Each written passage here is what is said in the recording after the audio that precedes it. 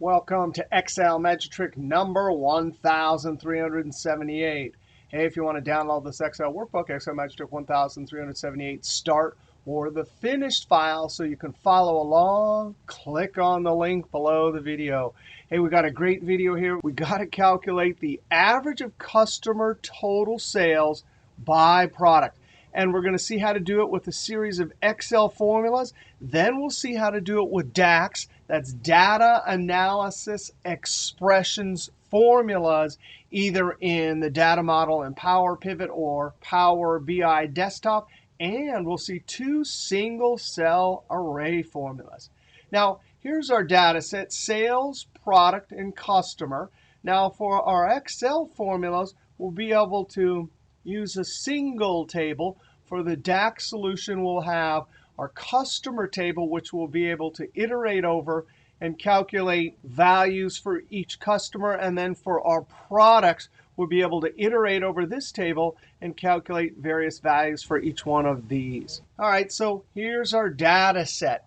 Our first step, if we're doing it with formulas, is I need to calculate the sum for each product. But I need a total sum for each customer. Then, from those total sum amounts, then we calculate the average. Now, this is a cross-tabulated table. That means any intersecting cell will be a calculation, in our case, sum, with whatever the criteria is at the head of the row. That means product quad. And as a second condition, using an AND logical test, customer number 3. Perfect function for that in Excel is the SUMIFS with an S function. Now, the SUMIFS functions requires the sum range. Those are the numbers we need to add. And then any criteria range and criteria for this calculation. So sum range. That's going to be our sales column. Now, this is actually an Excel table, but I've turned off the table formula nomenclature. You can do that by going to File, Options, and under Formulas. So there's that range. And by the way, that range is dynamic. If we add any extra rows to this Excel table, this formula will update. But we need to lock this, so I hit the F4 key to lock it, comma, criteria range 1. Remember, we have two conditions, product and customer. You can do it in any order. I'm going to choose for criteria range 1, the product column. F4 to lock that in all directions, comma. Now the criteria. I need to tell SUMIFS to only find Aspen sales number. So I click on Aspen. Now, we're going to copy this formula down and over. As I copy down, that purple range needs to move to Eagle and Quad and Sunset. But when I copy the formula over to customer 2 and 3, that cell reference F11 needs to be locked. So I need to lock the column reference F. So it's locked on F here, but not the 11. So I hit the F4 key 1, 2, 3 times. Now, comma, criteria range 2. This is the customer key.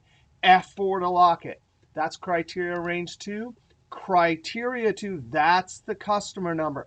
This one needs to be locked when it's going down across the rows, but not when it goes across the columns to 2 and 3. So I hit the F4 key once and twice to lock the row, but not the column. That'll do it for adding with two conditions, close parentheses, Control Enter. I'm going to copy this to the side. And then let go and drag it down. I go to diagonally furthest one away, hit F2, and verify that all of my cell references are working. Yes, they are. Now, I want to add to get totals for the actual products and totals down here for the actual customers. So I'm going to do a little trick here. I'm going to highlight the numbers and some cells to the right and below. And now I'm going to use my keyboard, Alt equals, to put the sum function in. Now, I usually feel a little bit nervous when I do that because I didn't get to verify that it actually works. So I'm going to click in this cell and hit F2. That looks correct. I'm going to click down here, F2. That looks correct also. All right, now, these are the numbers. Actual totals for this particular product, total for customer 1. And we can see over here I've added yellow. Those two numbers were added together to get that total. So these are the sum totals. Now we need to come over and calculate the average for this particular product of the customer totals. So I'm going to use the average function. Simply highlight relative cell references. There's going to be a problem with this one because it will include the 0. Now, average would ignore it if there was nothing in the cell, but when there's a 0, it includes it. Control-Enter, that's not the total we want. But I did that just to show you there that that would lead to a mistake. Now, when we get to DAX, DAX actually will have no problem avoiding this 0 without any special calculation at all. It actually won't be a 0. It'll actually be empty. All right, now we simply have to use average. And I'm going to choose average if without the s. This is one of the only times that I like to use the if without the s because it has a totally different screen tip. AVERAGEIF, SUMIFS, COUNTIFS say range, criteria, and then average range. If we were using any of the S versions, the actual argument that includes the numbers always comes first. So that range right there actually means the criteria. But the reason I'm using the if without the s is because range, if it happens to be that the criteria range also is the range of numbers you want to make your calculation on, then, comma, all I have to do is put criteria in. And for us, this is going to be hard-coded in. Please only take numbers greater than 0. And double quote, has to be in double quotes. And then we can notice that also that last argument is in square brackets, which is a visual cue that means if we know the default for how this function works, we can leave that out. So there's our formula. Control-Enter. And I'm going to copy it down. And there it is. There's each average of customer total sales by product. So for Aspen, it's $4,463.40. For Eagle, $2,988.68. This is the total down at the bottom, of course, which is simply the customer totals without any product criteria. Now, what if we didn't want to go through these multiple steps and we wanted to simply do it in a single cell and copy it down? Well, let's come up here and notice something, that here's SUMIFS. And we follow the proper convention for SUMIFS. We have criteria range 1, criteria 1. Criteria 2 here. But notice criteria 2, single item. Criteria 1, single item. That's how SUMIFS work. That means we used an AND logical test to add. But really what we need down in this cell is all 3 of these numbers. So actually, we're going to do almost the same formula, comma. And everything so far is the same as we did before, except for this. Criteria range 2. We really want to ask the question here, please find customer 1 or 2 or 3. Now, I'm going to highlight for my criteria actually from our customer key up here, which is the unique list of customers. And what do? We put 3 items in here. Anytime you put 3 items into criteria arguments for any of the SUMIFS, AVERAGEIFs, COUNTIFS, it instructs SUMIFS to spit out 3 answers. So because we have 3 conditions up here, it'll spit out these 3 answers. Now that range, when I copy down, needs to be locked, so I hit the F4 key. Close parentheses. Close parentheses. Now my cursor's at the end, so I'm going to hit the F9 key to evaluate, to prove that, in fact, it did just as we wanted. It calculated the 3 different answers. And if we broke down the logic, what we did is we asked the logical question, please find Aspen and customer 1, or Aspen and customer 2, or Aspen and customer 3. All right, now what are we going to do with that resultant array there? Well, I would love to put, like we did over here, put that into the average if, but those functions cannot handle array operations in the range argument here or the criteria range as we saw before. So it just won't work. So I'm going to build an array formula. I do want to average, but then I'm going to inside number 1, I'm going to say if.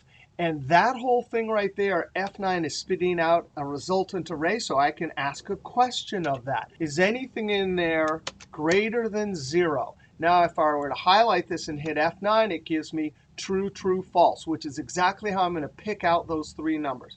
Control Z. Now, I should have copied this before because we're going to have to repeat this array formula again, comma. If any of those are true, then the value of true, Control V. We can leave value if false out. That way, the if will insert a false, which the average function is programmed to ignore. So at the end, I close parentheses. If I highlight the whole if and hit F9, there it is. Number, number, and false inserted, which average will ignore. Control Z. Now close parentheses for the average. We did a bunch of array calculation here. The actual SUMIFS is spitting out an array of answers from an array operation. And then we did an array operation with this greater than symbol inside this logical test argument.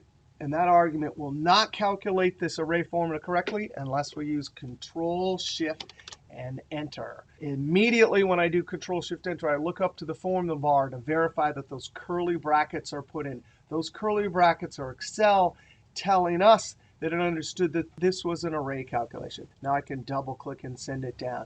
And look at that. All the way down, same answers as over here. F2 to verify that all the cell references are working. Now I did not time this array formula to see if this would work on a large data set. And my suspicion is that it might take a long time to calculate on a large data set. So I want to choose a slightly different formula here. And again, I didn't time them, but my hunch is that this one would calculate a lot more quickly. I just want to take the total for each product. So sum range, F4, comma, criteria range, the product, F4, comma, and the Aspen criteria as a relative cell reference. Control Enter, and double click and send it down. That just calculates the total. Well, if we did this manually for Aspen and looked through here, if we took that total amount there and we knew what the unique count of customers was, that would be a different way to get at the same number, F2. Now, we have to isolate these numbers because I can't create as my denominator here. I can't create a unique list based on the numbers alone. I have to pick out just the numbers for that particular product. So I'm going to use the sum function. And then inside sum, I'm going to say if, and this is going to get pretty crazy. In my Control Shift Enter Mastering Excel Array Formula book on the chapter for unique counts, this is what we did. I'm going to use the frequency function, which is notoriously quick at calculating. Now, the data, I need to have in there only the customer key numbers for that product. So for data array, I'm going to isolate not that whole customer column, but I'm going to use a logical test. How many in the product column, F4, are equal to this product? If I get a true for that, then please put in the customer key numbers, F4. Now I'm going to close parentheses on the if, and in the data array I could hit F9, and we could see we have our 2, 1, and 1. Now the way frequency works is we can count how many numbers occur within a category. Control Z. Well, comma, data bins are the category, and we're counting a very specific integer, so I'm just going to give it these 3.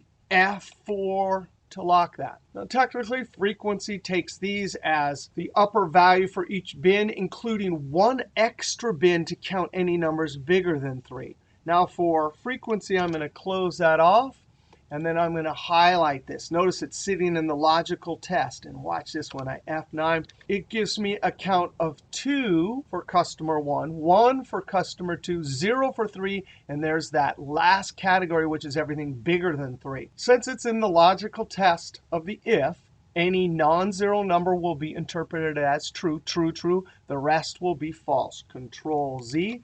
From that, comma, the value of true is I'm counting, so I'm just going to put a 1 right there. I'm not putting in false at all. Close parentheses on the if, and there we have it. If I F9, 1, 1, false, false, similar to our average and average ifs, Aggregate functions are programmed to ignore logical values like false. Control Z, that's the formula for our unique count. If I highlight the whole sum in F9, there's my 2. All right, so you ready? There it is. Control, Shift, and Enter. I look up to the formula bar. There's my curly brackets verifying that I entered it correctly and Excel calculated it correctly. So there it is. Another alternative for a single cell formula, average of customer total sales by product. Now, actually, I want to do a third array formula, and then I want to time all three. Now, notice in this formula right here, in the SUMIFS criteria 2, we did a function argument array operation. Well, we can do the same thing with COUNTIFS to count and get our unique count instead of doing frequency. I still think that the frequency is the fastest, but let's check this out. COUNTIFS criteria, well, we have to look through product. F4 to lock it, comma, we have to look at criteria product, comma, and then the criteria range. Customer key, F4 to lock it, comma, and then our function argument array operation, 3 items, F4, close parentheses. When I F9, of course, 3 answers come out. It found 2 ones, 1 2, and 0 3s. Control Z. Now, I'm going to actually copy that formula element and then escape, which means I lost it. But I copied it. Now, I want to open up the clipboard, and notice I have that there. I don't want to type out the other formula elements that I'm going to need. So I'm going to copy this entire formula right here, Control C. Notice up here in the clipboard, I have the entire second formula and then that little COUNTIFS bit. Escape. Now I'm going to come to this cell, equal sign, and come up to the clipboard and click that entire SUMIFS. Now remember, inside of logical test, we had to do the frequency. But if I F9, that just gave me that 2100. Control Z. With that highlighted, I'm going to replace it and put the COUNTIFS there. So I come over to the clipboard and click. And because we had it highlighted, that replaces it. So now that F9 is the logical test. Control Z. This will also require Control Shift and Enter. Double click and send it down. Highlight these. Right clicking on the mini toolbar. There's my Format Painter. And click to apply the formatting. Now I want to go over to another workbook that you can download. It's called Excel Magic 1378 Time Array Formulas. Now I actually close the clipboard. This VBA code I'm going to use comes from Charles Williams, an amazing Excel MVP. And what I did is I have a data set over here, control down arrow. It's only 5,000 rows, but it will get the point across. Here's formula number 1. That's our 2 SUMIFS. Formula number 2 will be the frequency, and formula number 3 will be the COUNTIFS. I went ahead and highlighted the range right here and timed it 1, 2, 3 times. There's the average time. I did it for the second and the third formula. Then here's the average for each, and I calculated the percentage change from the fastest. So number 2, that is frequency formula, as I suspected was the fastest. 2 SUMIFS, it was about 100% longer in calculating than the frequency, and then the COUNTIFS was about 30% longer than the frequency. Now, one thing about timing like this data set was only 5,000 rows. And I only had 3 different customer keys, so the unique list here wasn't very long. So it always depends on the size, the type of data, and, of course, the formula you choose. All right, let's go back to our other workbook. Now, back over here in Excel, now we want to talk about DAX formulas. Now, DAX formulas are formulas that we can use in the values area of a pivot table. Now, in order to create DAX formulas, you have to have Excel Power Pivot, which means you have to have the right version of Excel, or you can download for free Power BI Desktop. Now, I'm going to be using Power Pivot. Now, each one of those tools have what's called a data model. And we have to bring each one of these tables into the data model and then build a relationship between them. Now, I've already clicked in each one of these tables and clicked the Add to Data Model. The last one, product, I haven't done, so I click in a single cell and click Add to Data Model. You can see the two previous tables are listed, and the D product was just added. Now, after you add the tables, you come up to View, Diagram View, and you want to build relationships between the tables. Now, this product table is a lookup table. In the first column of the product table, there is a unique list of products. Over here, we have potentially many repeat products. So to create a relationship, we simply drag product over to product. And just like that, you see one indicating unique list over to the many side. Now, the advantage of having relationships between tables is now we're allowed to drag and drop fields from any one of the three tables into our pivot table. Now, let's go back to Data View. We're going to click on the F Sales tab. Here's our table, and we have a very small table here. Down below, in the middle, there's this line you can drag, but down below is called the Measure Grid. And that's where you create your DAX formulas. Now, this is a certain type of DAX formula. It's called a measure. These are the formulas we drag into the values area of the pivot table that will see the criteria, and the calculation will change accordingly. Now, I'm going to click in a cell, and we have to come up to the formula bar. We have to create our name and then our formula. Now, the first name is going to be average of customer total sales. Now, notice I didn't put by product because that criteria is going to come from the pivot table, and we're allowed to change it. The customer part of this formula will be static, but whatever we drop as criteria into the row area can change for our formula. And certainly that is something that our formulas over in Excel cannot do. Now, in order to type the rest of the formula, you have to type a colon and then an equal sign. Now, if you're in Power BI Desktop, you type just an equal sign. Now, I'm going to type the SUM function. And we want to add from the F Sales table, we want to add the sales column. So I down arrow and tab. Now, the convention for putting columns into DAX formulas is you always have the table name and then in square brackets the field name. Now we close parentheses. That formula right there will respect the criteria in the row area of the pivot table. So it'll calculate the total for quad and then Aspen and Eagle products. Now we want to divide that by, and look at this, there's a distinct count function. Now we're going to work both parts of these formulas off of the F Sales table, and we want to distinct count from customer key. And now I close parentheses. The way the data model will work is when I drag the product into the row area, for the row quad product, it'll filter the table so that only the sales will show up for quad, which is like our SUMIFS over in Excel. And then in this column, the fact sales table will be filtered down just to the customers who bought that product. But then the distinct count will give us a distinct count. Now I want to hit Enter, and we can see that's the grand overall answer we got over in Excel. Now we can actually add formatting to our formula. So we come up to Formatting, and this is number formatting we're going to attach to our formula. Click English. That means any pivot table we drag this formula into, that number formatting will follow. Now, this formula is pretty amazingly straightforward.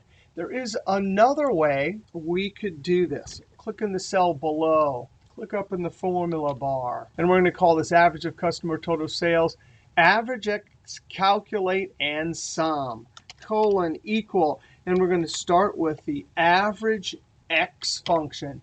Now, X functions are iterators that operate on a particular table and make a calculation for every row. Now, if you remember over in Excel, we had to calculate the total for a particular product for each one of the customers. So that's what we want to do. We want to iterate over the DC customer table. Now, what is comma, the expression or the formula? Over in Excel, we did SUMIFS to get the total. But here, we just have to use the SUM function. It will see the criteria from the pivot table. Now, I'm going to down arrow to F sales, sales. What we're hoping will happen is the criteria will flow into here. There'll be a sum for a particular product like quad, and then it will iterate over this, calculating the actual total for quad for each one of these customers. Not only that, but because there's a relationship, when quad gets selected in the product table, it will filter the sales table down to just quad records, and the customer table will be filtered down to only the customers who bought quad. Now, there's actually going to be a problem with this. Let's just close parentheses and enter. We can see the total is not correct. Now, the problem is this, is that, yes, the product criteria will flow in from the pivot table into SUM and calculate, for example, quad total. But that SUM cannot see the criteria coming from the D customer table unless we add the calculate function around the SUM. Now, calculate does two major things. It can change the filter context from the pivot table by adding filters. Filter context just means the criteria coming from the pivot table, and then we add filters to change it. But the second thing that calculate does is if it's in a formula, any row context, which is the iteration over each row in the table, will flow into calculate. So calculate can pull in the filter context from the pivot table and any row context it sees. So now, because we have SUM inside of calculate, product flows in from the pivot table. Customer flows in from the customer table. And calculate will make that SUM calculation with both conditions. Not only that, but the calculate SUM part of this will sometimes have 3 numbers, and sometimes it'll have 2 numbers. We will not have that problem that we had with zeros like we did in Excel. All right, I'm going to hit Enter. Down here, it's selected, so now I add some number formatting. And there we go. All right, let's go back over to Excel and create a pivot table. Now I'm going to click in an empty cell, Insert Pivot Table, or I'm going to use the keyboard Alt-N-V. And look at that. I had an empty cell selected, and we have a data model. So that's the default. Use this workbook's data model. That's a fine cell. Click OK. There are our 3 tables. I'm going to open Product and drag Product down to Rows. Now I open up F Sales. We can see our list of fields, and there are our measures with that little F of X. I can click and drag, and just like that, look at the calculations, including that number formatting. Now we can drag this one down, and both formulas calculate the correct answer.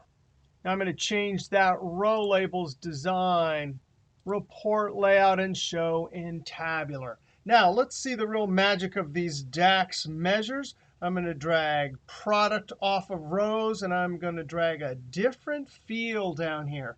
Instantly, we get a unique list of manufacturer, and there are our average of customer total sales for each one of the manufacturers.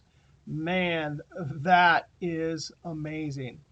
All right, in this video, we saw a DAX formula that used AVERAGEX, calculate, and SUM. One that used SUM and DISTINCTCOUNT. Over here in Excel, we saw 1, 2, 3 different array formulas and even timed them. And we did our 2-step method, average if greater than 0, and our cross-tabulated table using SUMIFS. All right, that was a lot of fun with average of customer total sales with other conditions. We'll see you next video.